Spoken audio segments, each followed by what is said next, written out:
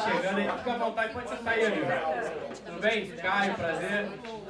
Beleza? Tava lá na reunião da armamento, né? Qual que é o teu nome mesmo? Daniel. Bem-vindo. Então, gente, eu queria agradecer a todo mundo aí pela presença. Para quem não me conhece, meu nome é Caio Santiago, tá?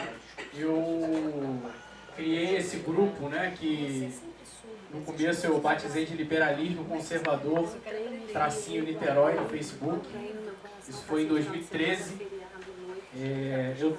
O Brasil não era como é hoje, né? A gente estava totalmente dominado pela esquerda. Dilma era a nossa presidente. E eu não estava aguentando mais conviver com o esquerdista. Então eu juntei com alguns amigos meus que eram de direita, que estavam até me esclarecendo algumas dúvidas. Criei esse grupinho no Facebook e aos poucos foram juntando outras pessoas, né? O grupo depois a gente, como o nome era muito grande, o pessoal apelidou de Libicon, a gente botou esse nome também no WhatsApp e as coisas vêm acontecendo. Ele é muito importante para mim, esse grupo, que eu fiz muitos amigos. Foi muito importante o que aconteceu, né? Muita gente também se conheceu no grupo, uma coisa que me deixa muito feliz. E de alguns meses para cá eu venho retomando minhas atividades nas redes sociais com relação à política. Eu acho que aconteceu isso com muita gente no Brasil, com essa questão do Bolsonaro aí, veio uma esperança, né? A gente queria muito que isso acontecesse. A gente previa que uma hora isso ia acontecer, mas acabou, eu acho que surpreendendo um pouco, né? Foi mais rápido do que a gente imaginava e foi melhor do que a gente imaginava, né?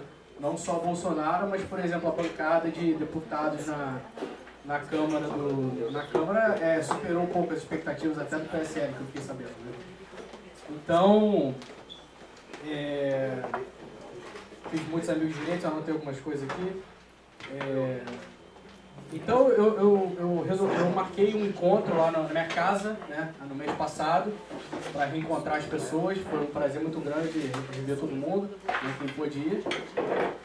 E aí veio a ideia, algumas pessoas insistem, né, da gente se encontrar novamente e tal, e aí a gente resolveu criar esse encontro aqui no NOI, né, mais estruturado, um local mais adequado, né, e é uma reunião bastante descontraída, né? O movimento Libicon, o Liberalismo Conservador, é suprapartidário, né? Então a gente pode conversar aqui sobre a direita, sobre o liberalismo, sobre o conservadorismo como um todo, né? E, enfim, hoje eu chamei aqui 3 amigos, pessoas que eu conheço já de longa data, que eu sei que são bastante esclarecidas, né? Que é o Gabriel dos Santos Paixão, ele é professor de História, formado pela UF. É o cara que estava comigo lá no primeiro dia do grupo, né, quando não existia nenhum grupo. Ele já era meu amigo, já me ensinava algumas coisas. Chamei também o Jefferson Viana, que também é professor de História pela UERJ.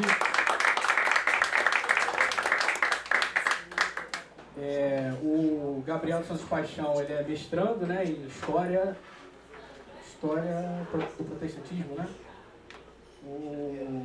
O Jefferson Viana, além de professor de História, ele também é assessor parlamentar, né? O deputado que Niterói conseguiu eleger, que foi Carlos Jordi, nosso representante lá em Brasília, de direita e niteroense. E também Guilherme Dequinop, que é advogado e também assessor parlamentar. Bem-vindo. Então, assim, são pessoas que têm bastante conhecimento político, né? E também conhecem o dia a dia da política, e eu acho que eles vão poder contribuir bastante aqui com o nosso conhecimento, né? É importante que a gente saia um pouco das redes sociais, se encontre pessoalmente para tirar algumas dúvidas, porque ninguém sabe tudo. A gente precisa trocar informações, né? Então, o tema da mesa redonda aqui seria o cenário da política no Brasil atual, né? E também as perspectivas para o futuro. Então eu queria começar, vai ser assim, eu vou fazer uma pergunta, e aí eu acho que pode ser 10 minutos cada um respondendo. Depois eu vou fazer uma outra pergunta, mais 10 minutos cada um, depois a gente abre para perguntas do público, tá bom? Então a primeira pergunta que eu queria fazer para vocês 3, vou botar. A primeira pergunta que eu queria fazer para vocês 3 na opinião de vocês, o que aconteceu no Brasil nos últimos anos, e também na história do Brasil, também, que levou a gente a chegar nesse ponto. Que, na minha opinião, o que aconteceu foi um verdadeiro cavalo de pau ideológico. A gente estava indo numa direção, praticamente uma Venezuela, né? O Brasil bateu na trave de virar uma Venezuela. Graças a Deus a gente conseguiu reverter isso. Todo mundo contribuiu um pouquinho. E estava indo em direção à Venezuela e agora a gente está vendo aí os quadros técnicos que o Bolsonaro está colocando. Ele está até surpreendendo a gente, né? A maioria aqui já gostava do Bolsonaro, mas ele está surpreendendo a gente muito positivamente. Por exemplo, Paulo Guedes, como ministro da Economia, foi uma grata surpresa, né? O Sérgio Moro, que é um verdadeiro símbolo aí de combate à corrupção, ele fez um golaço aí com esse quadro. E até mesmo dentro do Ministério da Fazenda, o Paulo Guedes nomeou Salim Matar, que é o dono da Localiza, que é um grande incentivador do liberalismo no Brasil, um grande investidor do Instituto Liberal, por exemplo, para tocar a Secretaria de Privatizações. Então, assim, a perspectiva que a gente tem no Brasil aqui agora é muito positiva, né, o que vai acontecer. Tanto no âmbito nacional, estadual, a gente elegeu aí o Wilson Witzel também, que eu acho que foi um bom nome, para quebrar essa velha política, né? Um outsider, digamos assim. E também na política municipal, né? Que é um valor, eu gosto muito de falar isso, é um valor do conservador, né? Você cuidar de si próprio em primeiro lugar, da sua família, e depois você cuidar do entorno, você frequentar a reunião de condomínio, né? E você também cuidar da sua cidade. Enfim, então, eu acho que o Jefferson pode começar, né? Jefferson, o que você acha que aconteceu no Brasil, na história do Brasil nos últimos anos, que levou a gente a chegar nesse ponto? Primeiramente, boa noite a todos. Vocês são loucos, né? Nós estamos uma terça-feira, falando de política. É gostar muito desse país, gostar de Niterói, gostar do estado do Rio de Janeiro. Agradecer ao Caio pelo convite.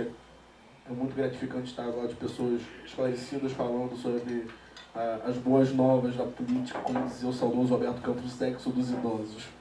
Vou começar aqui apresentando uns slides aqui sobre o panorama político do Brasil, as tendências que começam para os próximos 4 anos. Vou passar aqui o primeiro slide.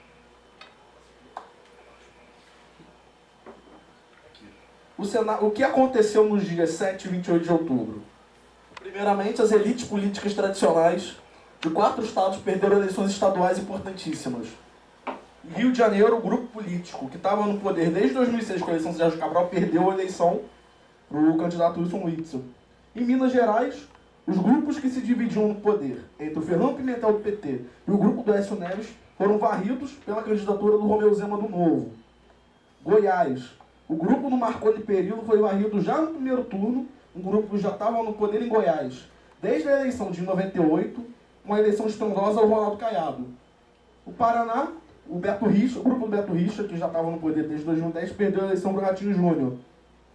Porém, no Nordeste, o status quo se manteve graças a 3 partidos, PT, PSB e PCdoB. Como eu coloco aqui. O PT venceu as eleições na Bahia, no Rio Grande do Norte, no Piauí e no Ceará. O PCdoB reelegeu o Flávio Dino do Maranhão. E o PSB reelegeu os governadores da Paraíba, e Pernambuco. No caso de Pernambuco, reeleição do Paulo Câmara. E no caso do estado da Paraíba, a eleição do João Azevedo, que era o secretário de administração do governador Ricardo Coutinho. Como consequência da revisão da legislação na mini-reforma do Eduardo Cunha em 2015, você teve um fenômeno importante que passou a ser utilizado, já que as campanhas eleitorais na rua passaram a ser cada vez mais reguladas pela legislação, o aumento das redes sociais acabou sendo eficaz para que as ideias conservadoras e liberais acabassem tomando conta do espectro político. Por quê? A partir do governo do PT, a quebradeira de 2015, a quebradeira política, econômica e moral, as pessoas ficavam: eu preciso de alguma ideia nova. Eu não acredito que apenas ideias de esquerda existam no país. Então, a partir daí, passaram a consumir conhecimento. E com isso, políticos como Bolsonaro, que seria o topo da pirâmide dessa pirâmide política, acabaram ganhando espaço e voto. Isso aqui eu cito.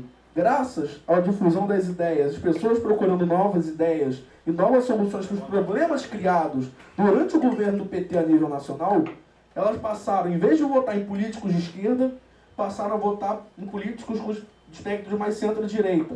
Sobretudo, aqui, ó, aumento do voto de opinião, crescimento do eleitorado liberal conservador, dividido entre dois partidos hoje, o PSL e o Partido Novo. Graças ao resultado da eleição que a gente teve, com a derrota do PT, o Ciro Gomes, que acabou sendo o terceiro colocado das eleições presidenciais, percebeu um efeito. O PT não tem mais espaço, mas a esquerda ainda tem. Sobretudo pelo bom resultado que o Márcio França teve na eleição para governador de São Paulo. Que, por um triz, ele derrotava o Dória. O Dória só venceu a eleição que se agarrou no Jair. É a verdade. O João Dória, a partir do segundo turno, se colou na imagem do Jair a todo custo, não à toa venceu o Márcio França por uma diferença muito pequena de votos. E a partir disso, o Ciro e o Cid Gomes, o lado famoso Lula tá preso babaca, puxaram uma frente de esquerda que já está se formando tanto na Câmara quanto no Senado. E aqui eu cito os partidos: o PDT, que é do Ciro do Cid, o PSB do Márcio França, a fusão PPS-Rede, já que a Rede não ultrapassou a cláusula de barreira, a Rede de Sustentabilidade deve se fundir ao PPS, o PC do PPPL, que a fusão aconteceu no domingo, e o PSOL. Outro efeito dessa eleição foi a derrocada do PSDB. Graças às decisões totalmente erradas do partido. O PSDB parece que tem um dom de ser um partido anacrônico. Quando tudo tende para fazer uma coisa, o PSDB faz outra. Não à toa o Geraldo Alckmin aqui no Rio de Janeiro teve menos votos que o Glória a Deus Cabo Daciolo. Um efeito desses 4 anos foi a perda do eleitorado que o PT tinha na região norte. Por quê? Nesses 4 anos, isso já estava acontecendo antes, diversos produtores rurais da região sul e da região centro-oeste passaram a comprar terras do norte devido a elas serem mais baratas e passaram a investir ali. Com isso, aumentaram a fronteira rural e aconteceu uma mudança de mentalidade nas pessoas, onde as pessoas perceberam que não precisam mais ficar dependentes do Estado para se sustentar. Com isso, o Jair acabou sendo muito beneficiado. O Jair venceu, só perdendo 2 estados do norte no segundo turno, no Pará e em Tocantins, mas por diferenças muito pequenas de voto. E você teve um alto índice de renovação nas casas legislativas, isso que eu vou mostrar a partir de agora. Aqui a tabela com o resultado na Câmara dos Deputados. O PT, que entrou em eleição com 61 deputados, saiu com 56. Teve uma pequena queda, mesmo continuando sendo uma bancada. O PSL, também pelo efeito Bolsonaro, também pelo efeito da difusão das ideias, pulou de uma bancada atual de 8 deputados para 52, que vai virar 53. Do momento que o Onix foi nomeado ministro, já que o primeiro suplente do Onix é do PSL. PP, 37, caiu de 50 para 37. A queda significativa, a queda do MDB, caiu de 51 deputados para 34, se igualando ao PSD. Um número aqui espantoso também, a queda do PSDB. O PSDB perdeu muita bancada nessas eleições. O crescimento do PSOL. O PSOL pulou de 6 para 10 deputados. O PDT, do Ciro, pulou de 19 para 28 deputados, um resultado muito bom, visto que o PDT não é um partido que, embora tenha um histórico no campo ideológico, a questão do brisolismo, do trabalhismo, é um partido de médio para pequeno. Mas graças à campanha do Ciro, que foi muito bem feita, pelo que ele se propôs, o resultado foi excelente. O PRB, o partido ligado à Igreja Universal, teve aumento de bancada. O Democratas perdeu bancada, o PSB cresceu, o PR caiu. E também aqui são os partidos de grande e médio porte, a partir de agora. E a partir, deixa eu passar aqui. E aqui são os partidos pequenos. Primeiro, o PTB, o PCdoB, que se fundiu com o PPL essa semana e conseguiu manter um registro. A Rede se elegeu um deputado. Patriota, com 5 deputados. PHS com 6. O PSC com 8, mas conseguiu passar com algumas barreiras. O Novo, que para a primeira eleição teve um resultado excelente, elegeu 8 deputados. Que são os resultados da eleição. Todos os partidos com asterisco aqui foram os partidos que não ultrapassaram a cláusula de barreira. PCdoB PHS, Patriota, PRT, PMN, PTC, Democracia Cristã, o PPL e a Rede. Os partidos que elegeram parlamentares, mas não ultrapassaram a cláusula de barreira. O Senado Federal, como ficou a partir de agora o Senado do próximo governo? O MDB perdeu bancada, mas continua sendo uma bancada com 12 senadores. PSDB com 8, PT com 6, PP com 6, PSD cresceu a bancada com 7, DEM subiu um senador, está com 6. Podemos manteve a bancada, PSB perdeu cadeira, PR perdeu cadeira. Novamente, o PDT do Ciro cresce cadeira de 2 para 4. O PTB sobe de 2 para 3. O PRB fica com a bancada zerada. PPS elege 2 senadores. Para nossa satisfação, a Vanessa Graziotti não se reelegeu senadora e com isso o PCdoB perdeu a sua cadeira no Senado. Aqui vem um efeito duplo e pensar. A Rede só elegeu um deputado, elegeu uma das maiores bancadas de Senado nessa eleição, reelegeu Randolph. Randolfo Rodrigues reelegeu mais 4 senadores. O PTC manteve a cadeira já que o Collor não concorreu à reeleição. O PROS elegeu um senador, o Eduardo Girão, tirando a cadeira do Eunício Oliveira. O Eunício vai ficar desempregado, provavelmente vai se tornar presidiário. O PSL, que pulou de 0 para 4 senadores, elegeu senadores no Rio, São Paulo, Mato Grosso e Mato Grosso do Sul. PSC, que elegeu no Pará. PRP, que elegeu em Goiás. O PHS, que elegeu no Rio Grande do Norte e em Minas Gerais. O Solidariedade Tocantins, sem partido, é o José Antônio Regufe, que se elegeu pelo PDT, mas saiu do PDT no meio e não se ligou nenhum partido. Até o presente momento, então, e sem partido, continua como senador. É o gerador, tá vendo? 9 horas. É o PT, né?